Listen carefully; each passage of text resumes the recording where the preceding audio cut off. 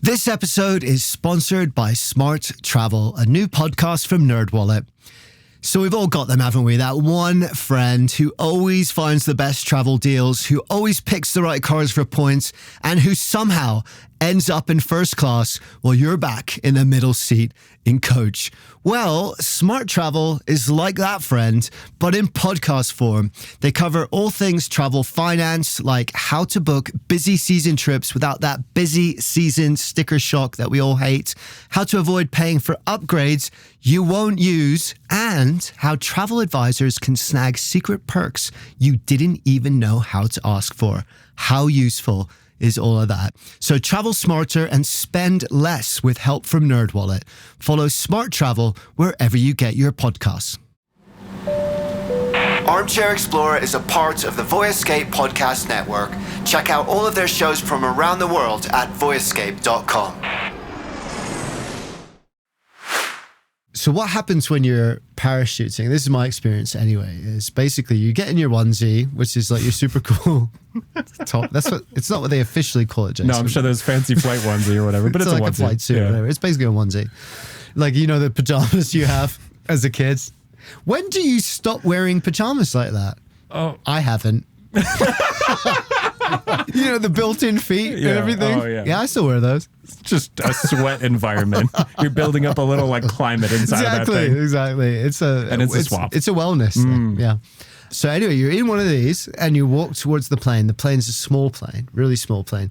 But then you get in the plane and what you immediately realize is there are no seats in the plane. Oh, they don't even want you to get comfortable. So you're like, what? It's like being in the luggage department of a plane.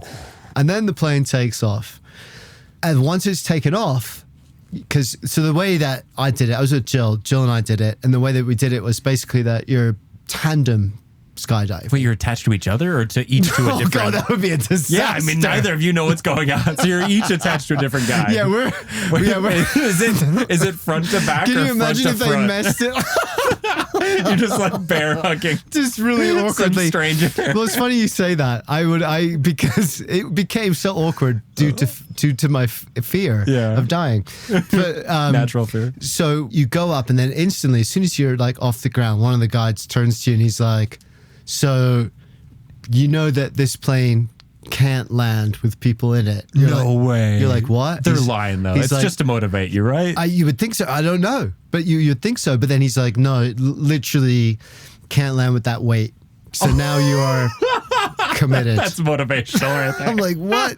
Yeah. So then I don't know how your response would be. My response, I've already been assigned to my tandem jumper, my guide, right? I don't know. So my survival response was to make absolute best friends with this guy. Oh yeah, like save me. Straight away. I was like, so where are you from? He's like, I'm from Bulgaria. And I said, my best friend's from Bulgaria. Oh, yeah. I've never met a single person from Bulgaria in my life. These things are just coming out of my mouth. There's nothing rational either, though, because like he's just as motivated to save himself as he is you. Yeah. But, yeah. So anyway, and so that was my thing. And then Jill was terrified. Yeah. Right. This was not Jill, like her thing was to do like exactly whatever was said of her. Just follow the orders. Yep. So what happens is you kind of strap in with your guide, and then you're sort of shuffled onwards, and eventually you have your legs right outside the edge. Oh, you're standing on like a beam. There's the full Hollywood moment where it's like, and then it's like, and suddenly you're like basically outside. Yeah. And then, yeah, exactly.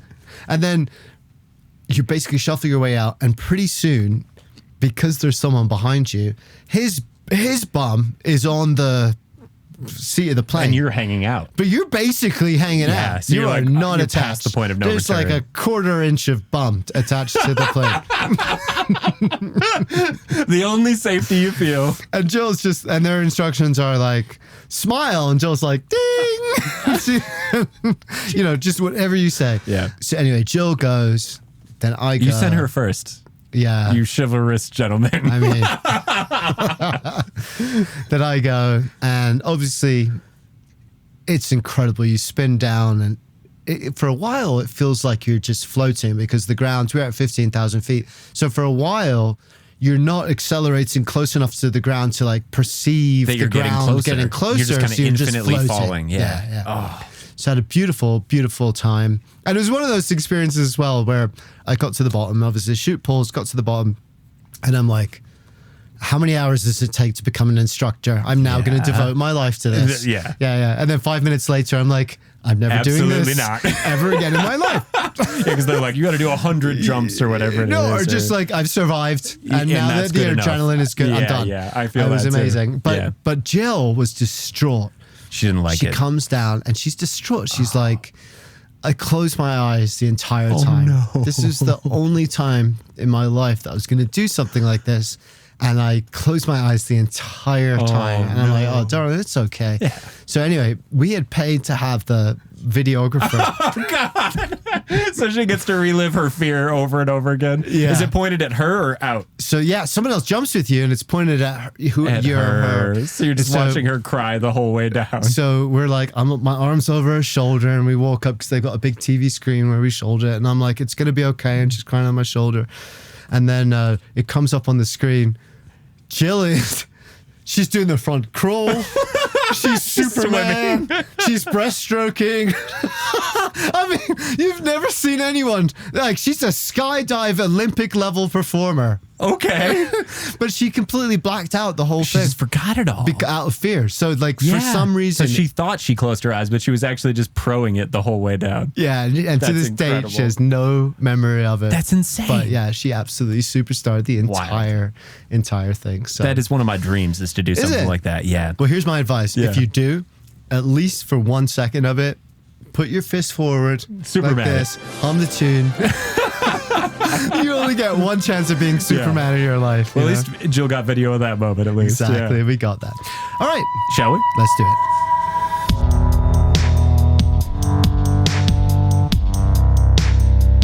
And by the way, can I just say, there's zero like trolley drink service at all on those parachute jumps. I don't think they want you to be.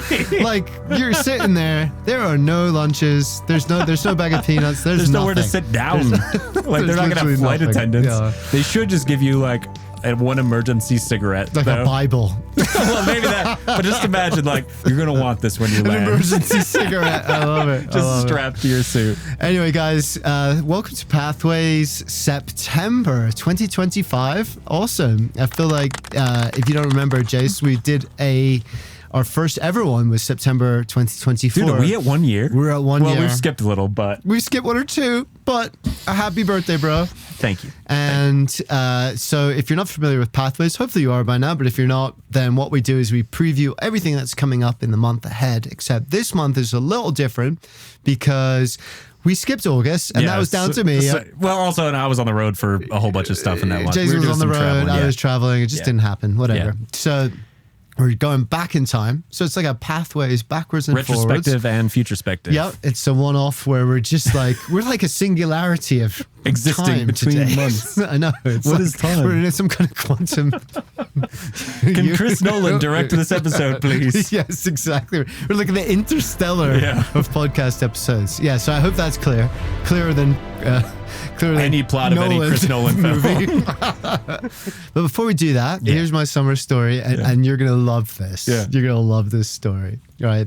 So I've been wanting to go to Switzerland with the kids, my family and the kids for ages. And the reason is because I kind of like fell in love with the outdoors in Switzerland. My kind of American dad, I didn't grow up with, but I used to see him like once a year. And we would meet in Switzerland. Like that was his thing, that he would take me hiking in Switzerland for a week or two every summer. And there was one place that we used to meet. We've met a few times. It was called Obersteinberg, and it's in the Lauterbrunnen Valley. Oh yeah. And I think I know where you might be going with this. And it's a beautiful mountain hut. There's still no electricity, right? So it's like candlelight at dinner and all of that stuff. You can only get there by like a 2.5 hour hike. And that hike is through this beautiful like valley. And to say that there's waterfalls, like there are more waterfalls than I've ever seen in one place in one go ever. Yeah.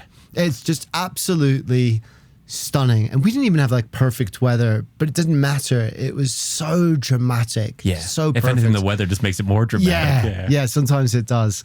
And anyway, so we get up to this mountain hut, and that's basically what we were doing, is we were going up towards like different mountain huts and going hut to hut as much as we could. And we got up to Obersteinberg and kind of checked in. So it basically in Switzerland, mountain hut is like, it's like business class mountain hut, right? So you do sleep in a dorm, right? There's that. But on the plus side, they do cook you a lovely dinner, and you sit down with your friends, or you sit down with whoever you're with, and you eat this beautiful, lovely dinner, and they have a bar. Oh, they like airdrop booze. Yeah, helicopters coming in. They helicopter booze. So this place is in the middle of nowhere that basically doesn't have electricity. Once at the start of the season gets helicoptered booze. And I love that. What a stressful airdrop that would be. I know. Kind of fragile. Can you imagine? Yeah. Anyway, so we get up there, we check in, and then I look at the wall. There's lots of different photos and stuff at the wall, but there's this one plaque, and it just has this kind of writing on it. And I look closer into it, and it's taken from the guest book. They still have a guest book. Yeah. They've been open for more than 100 years. Oh. And the inscription on this guest book is from J.R.R. Tolkien. Oh, so it was his inspiration for something. 1911. So before he wrote Lord of the Rings, wow, he went on a tour hiking around Switzerland. Yeah. And when he went to this particular mountain hut, Valley. the Lauterbrunnen Valley, and up to the Obersteinberg hut, and the hike that we just did, that was his inspiration for Rivendell. And the waterfalls and everything. That's perfect. Which is where the elves live. Exactly. For people that aren't nerds like me and Jason. It's supposed to be like an angelic place. Yeah. And it is. was. Yeah. And as soon as you hear that, you're like, yes. And he captured that perfectly. Oh. It was so amazing to feel a part of that. It would feel that like that timeless energy that you get from his portrayal of that place. You could see how that would do it. Yeah. You know? And not even places that far from there, though, either. Like, I know, just because, like you said, we're a little bit nerds about this stuff, like Oxford, the architecture of that ancient school there was a huge inspiration for, like, the architecture of how he depicted Gondor in his drawings in the books. And villages outside of Oxford were the inspiration for Hobbiton. Wow. Like, everyone now thinks of the movies, and they're like, oh, well, it's New Zealand. Well, Tolkien was not inspired by New Zealand. This is what I'm talking about. Yeah. It's like, okay, he filmed...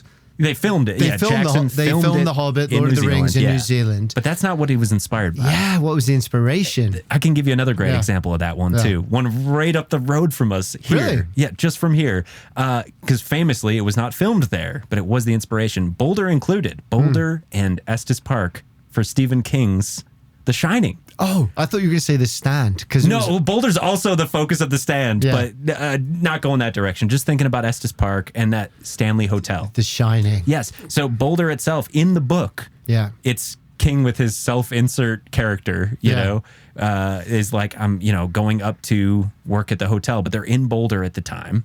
So tell the story, because this is quite a famous story now in kind of lore of our region. It is, even though it's like, everyone has the images from the movie in their head, which was not filmed here. I know. But they go, there is a famous sequence from the Shining movie that Kubrick filmed. His family's living in the apartments in Boulder. You see the Flatirons. It's beautiful.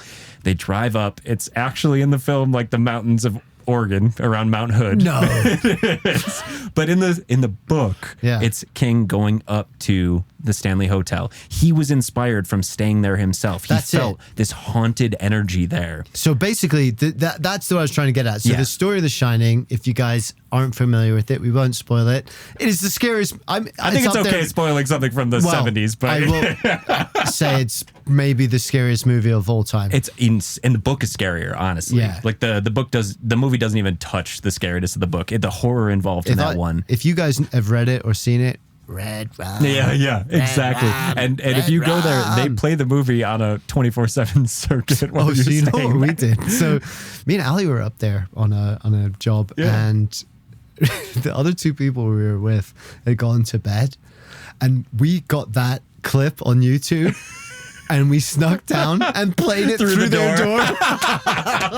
Because you can go right up to the room, Yeah. I've done the ghost tours through there, and they're like, all things are bending and doors are opening and all that. And I'm like, oh God. Know. So anyway, guys, we have quite a few things to get through, because we're going to share some stuff that had just come out that we didn't have a chance to share in August, and then also preview what's coming out the rest of September.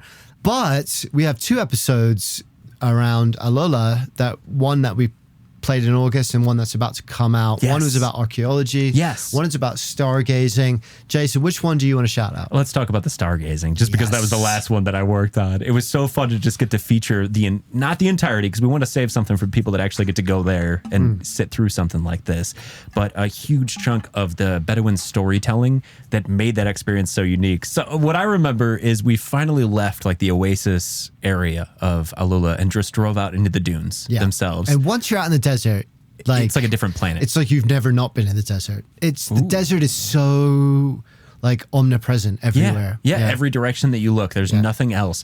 We drive out, and the first idea that I had was like, I just need this moment on mic where like we start the car and it drives away, so I have that on mic. Okay, oh, right? God, I know exactly where you're right. going. And so everyone's like, "Oh, that's a great idea. Let's do that." Yeah. So I set up the mics. We rip the car. It's this old 4x4. I can't remember, the Land Rover from like the 80s or something. Land Rover. This beautiful vehicle. We rip it up. We do a cool intro. You're like, "Oh my God, I love the sound of that and everything." You guys get in the car and take off so that I can record it.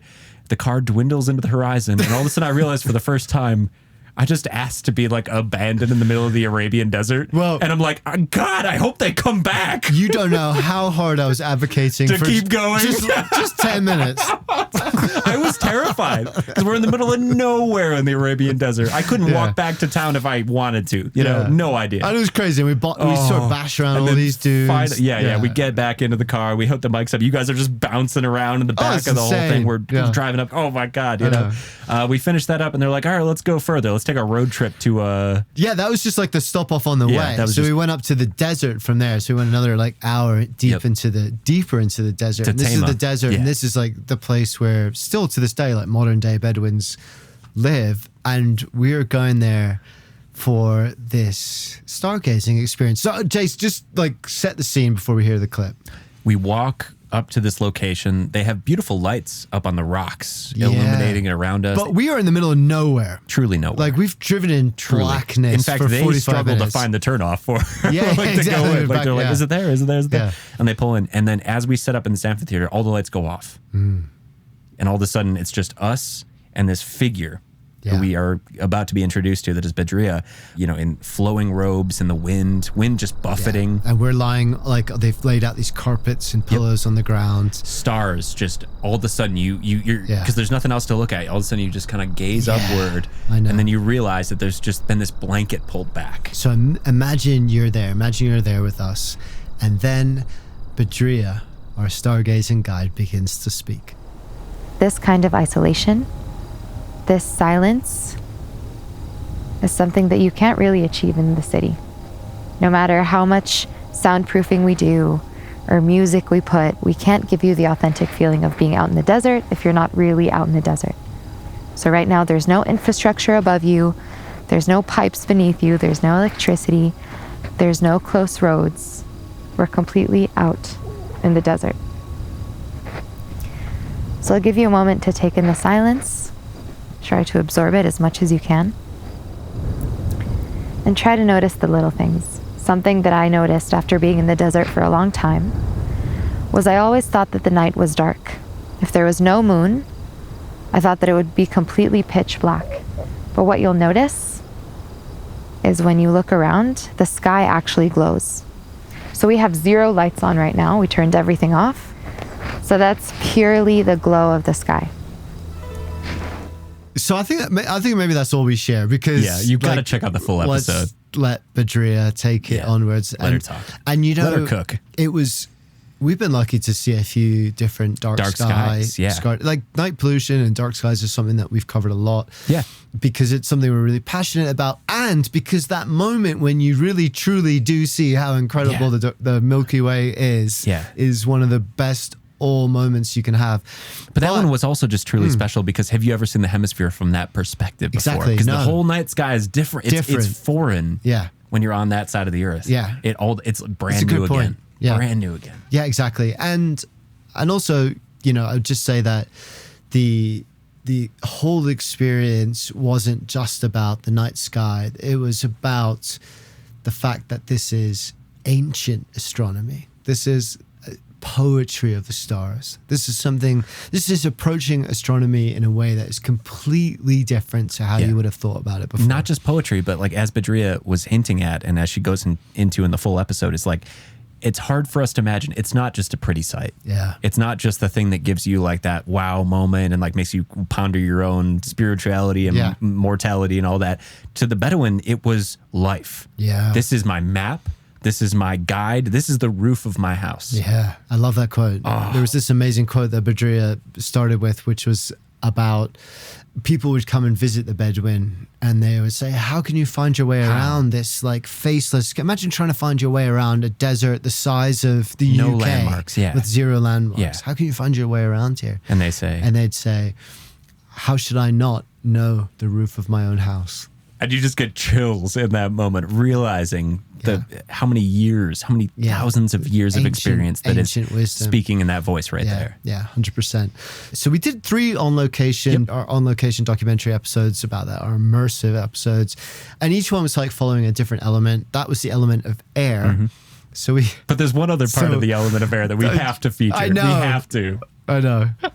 So air was actually a really fun episode in general. But we did a lot of soaring. Like we did the swing and all that on that, which is a great open to it. But deeper into the episode, if you listen in, we got to do like a hot air balloon ride starting in Alola and then floating over Hegra of all things to see the tombs from the air. But the crazy thing about a hot air balloon is that eventually you got to come down. And it's not just like an easy like, oh, we'll just land. No. You're at the mercy of the wind currents and all that. So this clip here is a clip of us landing. I'm doing bunny quotes.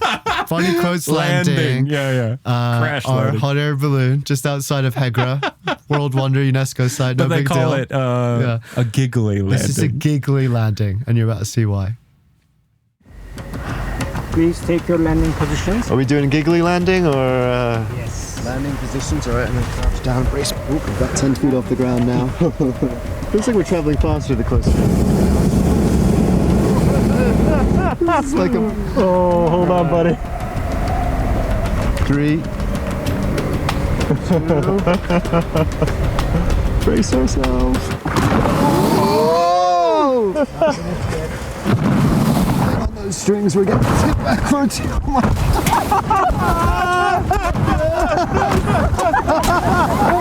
What was I saying about calm meditation? Hello, Laura. How you doing? How you going? We are upside down. Yeah. We're looking up at the sky now. Get your back of your head. Hello. And the sky and the balloon. Hi, so I've just crash landed in a balloon. How are you doing? Oh, yeah. That was actually pretty cozy. Yeah. Not gonna lie. I'm gonna stay here for a while. I don't think I've ever, truly ever laughed like that before. It's relief mixed with sheer excitement, and a little terror. I mean, there's been times where you just can't stop laughing. Literally, yeah. But as an adult, have you ever come to a place where you literally just couldn't stop? I mean, it's not hard when you're sheer joy. When you're lying on your back, looking up at the sky with a basket all around you. Everything's twisted in a different direction, and you're like the absurdity. This is my favorite photo of that trip. We're gonna post this. Let's post this one online. Yeah, just us. It's like sideways. It's us sideways, and then our captain standing up. So that's coming up at the Alola Stargazing. But another episode that came out last month that I just want to shout out real quickly because it's from a hero of mine, Alistair Humphreys. Yeah. If you guys haven't heard of Alistair Humphreys, you may well have done. He's pretty well known. But he's the inventor of micro adventures. Have you heard of that? Never. Okay. So micro adventures. So basically what happened is, so this whole interview is about Alistair's life, right? We titled the interview Living Adventurously because basically he started out at 18 years old and he has this wonderful quote about wanting to the kind of suck the marrow out of life, Yeah. But for him, it was about not regretting that he'd taken the easy path. Okay. And I think a lot of us probably have felt that. Yeah. So Alistair's response to that was spend 5 years cycling around the world. Oh, Yeah. of course. We don't always we do. make that response. Yeah. So, and he lived on about $6 a day cycling around the world. So he had this incredible adventure, and off the back of that, he wrote a couple of books, and then he wrote more books, and he did more adventures. But he got to a place where, like, what he had originally challenged himself to do those years ago, and he's like 20 years old at university, which was to break out of the mold, which was to not take the easy path. It was to do something that was exceptional, unusual, extraordinary. It was to do something that really pushed him beyond his comfort zone in a way that also like filled him up emotionally and spiritually and all those other things. That's why he set out on that adventure, that first adventure. But then what happened is 20 years later, he was used to doing adventures. Adventures had become like his day job. Yeah. You know what I mean? So what he decided to do was redefine the concept of adventures. And so there is this book by it's an old book. It's like 1935 or something. An English, I guess it's a travel writer, but really just an English person that in 1935 set off to cross the entirety of Spain, but just using their violin as a means of like busking for food and lodging along the way. So Alistair decided to like follow in Laurie Lee's footsteps. There's only one problem. He doesn't play the violin. Doesn't play the violin, and he has zero musical ability. Like he is, like when I say zero natural talent. So tap dancing. So like he chooses the hardest instrument on the planet, and he gives himself like 3 months to pick up the violin, to learn the violin, and then he sets off and he leaves all his credit cards, his phone, and everything behind. What can he do with that? And the point of this is, what does adventure mean for me now? Yeah. Like risking my life and my physical being is something that I've become accustomed to, accepting that risk. Yeah. But what I haven't accepted or experienced yet is the risk of like putting my ego or whatever on the line. Right? Do something new. Do something you're not comfortable with. And so it turns out he's more afraid of like playing the violin jumping out in of a square in Spain than like cycling around the world, you know. That's fair. For anyone that's played music, I think we can all identify with something like that. Yeah. So anyway, this is a clip of Alistair, the very first time in Spain that he busted out his violin and played for his dinner. So I set out my violin case like you see proper people do on the street in London. I had my little music stand. I set that up. And the first time I started to play, of course, people start to look at you, and I just felt all these eyes staring on me. So one of those humiliating experiences that just take you back to school days and the shame and embarrassment of everyone staring at you for something.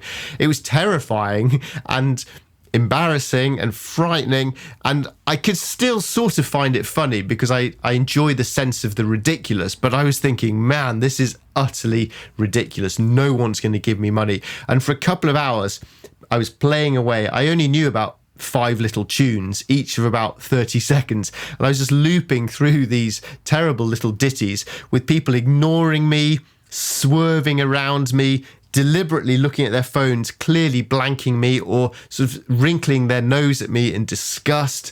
And I was just shriveling down to this mere shell of a man until eventually an elderly gentleman walked towards me, and I thought he was going to shout at me and tell me to go away because he'd been watching me for ages. And if he'd shouted at me and said, go away, I think that would have broken me and I'd have just quit and thought, right, it was nice to try, but this is too much. It's too hard. But he didn't shout at me. Instead, he reached into his pocket and he pulled out a coin and he gave it to me.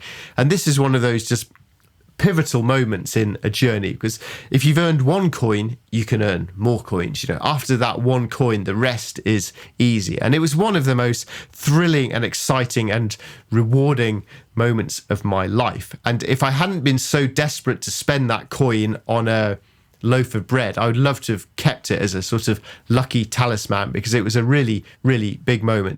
So, Jason, as a multi-instrumentalist, I feel like you could probably learn the violin relatively quickly. Or guitar player.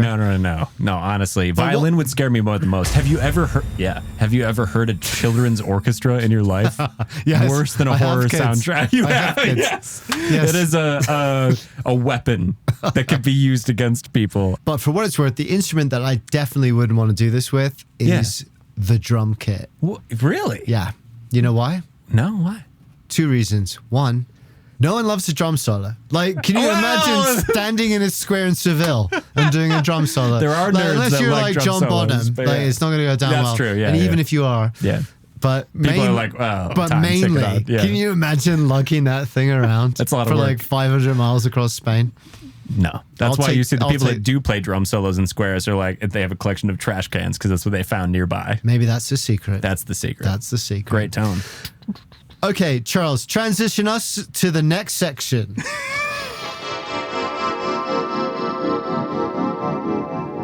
Okay, welcome to the next section. Jace, we got a few more episodes coming up. Hit me. That I'm excited about. But before we go to that, Yeah. I've got this idea that we could be like, in this month, 3 years ago. retrospective. Yeah, like a blast from the past, but like this day, 3 years ago, And like the harp, that kind of thing. The harp strums. Yeah, So where yeah. are we 3 years All ago? right, so Charles, you ready for the musical Back sting? in time. Ready? This day, 3 years ago, we put out. So 3 years ago is one of my early episodes, and Yeah. we put out a story by this guy Arjun Bogle. Yeah. And I swear to God, it's not had enough attention, right? Because this guy walked. He basically had this idea. He was in university in Cardiff, and he had, which is South Wales, and he had this idea to walk to Australia. Through Right. the ocean? And okay, he took a couple of boats, Just a but couple. basically it's 16,000 miles. That's a lot of miles. And the wonderful thing is that we all have those crazy ideas when we've had too much to drink or whatever we've had too much of. But he kept going with it and basically graduated from university with him and a friend called Kieran. And they had a plan that they were going to walk 16,000 miles from Wales to Australia. This is their story. But the thing that I really want to share is that the amount of little hiking experience they had when they began. Yeah. Right. So literally, they put on their backpacks for the first time on the start line It's the worst idea. and realized, damn, these are pretty heavy. Yeah. 5 minutes down the road, they took those backpacks Oh, off yeah, they're again. dropping pounds, yeah. But here's the amazing thing about Arjun. He kept going and he kept going. And when you listen to this episode, he is one of the most positive, amazingly optimistic people that I've ever spoke to. Yeah. And he went through loads of stuff, but loads of funny stuff too. He basically said that he spent most of the time like getting drunk with people couch surfing. That was Europe. When it got into Asia, it got way more serious. Yeah. He had to cross the desert. He got dysentery and nearly died. He got held up at gunpoint. All that stuff's to come, and you'll hear it. But this clip is when stuff got really serious. They're in Kyrgyzstan and they get stopped on the street asking for their passport, but Yeah. they've already given their passport to the embassy to ask for visas. They have nothing to show. For the next place to go, right? So they get stopped in the street asking for their passports, and they think, formality, Yeah. right? So they say, no, well, we have photocopies of our passports, and we'll do Oh, anything. boy. And they say, come with me, right? Oh, no. So they think they're being brought back to their hostel No, to that's get not their what's happening. Yeah. to get their passports. Turns out that wasn't what was happening. They drove us to this building and ushered us in and got processed and everything and entered into this kind of courtyard area full of other buildings, and we got taken into this other building. We were like, all right, well, it doesn't look like they're putting us in a hostel, but maybe they're putting us in our own room. And we followed this guy up these stairs and through these metal doors, and everything's clanking, and you can hear everybody around, and you can hear like people fighting or people laughing or joking and stuff and talking. And then he opens this door. Number 3 is the door. He opens it, and in the room is just darkness with this one window, to the frosted window to the outside, like maybe like 2 foot by 1 foot window, and 18 other men sitting on the floor. And I'm just, oh, great, all right. And at that moment, you're just like, oh, wow, okay, so, all right, it's not what I thought at all. What do we do now? So, all right, we go in, we sit in. It was like a 3 meter by 3 meter room in the dark with one frosted window, a hole in the corner of the floor as a toilet, and 18 other men sat around with us, and we just had to kind of pick a spot and sit on the floor. You get one meal a day, and you get like a watery soup and some bread, and then you get put back in the room, and you get to go outside for 10 minutes and walk in a circle where we just kept asking if they could call the embassy, and they were just like, They would like strip search us, and then we were part of a lineup. And I was like, if somebody picks the one Indian guy and the one white guy, we're screwed, because how'd you get that wrong? We're the only two in the building. I want to tell you one thing that didn't happen in that clip. That clip, what he said was, the way he survived that whole thing, and this is how I survived many of the trips that you and I do, Jason. Oh, yeah? Was he got in there and he just hammed up the British accent. Oh, yeah, put it on. Like, just put it. Oh, I might. Oh, where Put am it I? on. Who am I? Yeah. He was like, James Bond meets the Queen, and they lapped it up. Yep. So the lesson there is, if you happen to get locked up in a Kyrgyzstani jail, I'll keep that in mind. don't worry, as long as you just ham it up. Ham up the British. What do I do? Ham up the British. What do I do? I don't know. What are you Ham gonna up do? like the Eastern New York, like, hey. Nah. No, that's not going to win any sympathy points. What? Nah. Southern. Howdy, yo. No, that's worse. Oh. I think you're done. I Just think you're accept done. my fate. I think you're done. Yeah, just lay down Okay. and cross my arms. Anyway, going on from there, well, it's confession time because we did have a couple more clips to play for you. Not least, Rick Ridgway, mountaineering legend, sharing some of his wild wisdom, which was great. Go back and check out that episode if you haven't. But the truth is, we had equipment failure or we had personal human failure. Either way, Jason and I lost the tape henceforth. And all I can say is, sorry for that. You missed some amazing stuff, or maybe not. You'll never know. So thank you, Jason. Thanks for sharing this episode with me. Always a pleasure. He's not going to reply now because he's actually not in the studio. He's in his studio working on something completely different and doesn't know I'm doing this. So thank you, mate. Thank you to Charles Tyree for doing all the audio editing and production and sound design. Always a fantastic job. And most importantly, thank you to you guys. It's always such an honor to share these stories with you. And if you can, please leave a review. It really does make a huge difference. Just go up to Spotify or Apple. It really does help us connect with more people and share this show with everyone else and help us grow it. So thank you so much for whatever you can do. And I'm just going to sign off very humbly and sheepishly now. Next time, I promise we won't break anything.